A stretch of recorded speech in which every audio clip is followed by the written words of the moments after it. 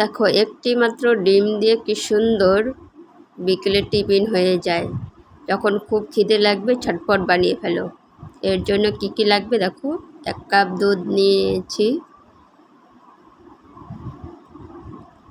একটা ডিম দিয়ে দেবো ভেঙে,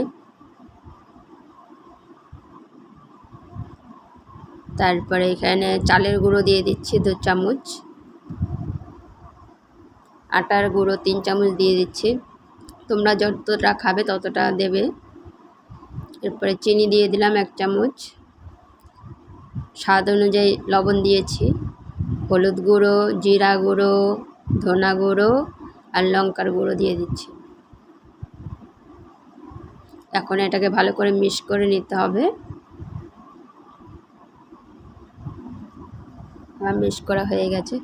এখন কড়াইয়ের মধ্যে তোমরা সামান্য একটু তেল দিয়ে নেবে, গরম হয়ে গেলে এটা দিয়ে দেবে। ঢেকে দিল, 1 মিনিটের জন্য রাখবে হালকা জালে।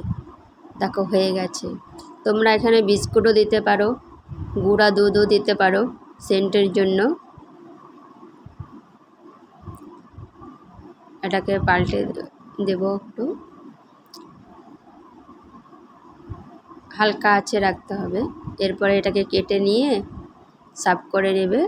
আর এটা তোমরা টমেটো সস দিয়েও খেতে পারো, ধনিয়ার চাটনি দিয়ে খেতে পারো। একবার বানিয়ে খাবে, দেখবে কত ভালো লাগবে। আমার তো যখনই খিদে লাগে তখনই আমি বানিয়ে খাই, পেট ভরে যায়।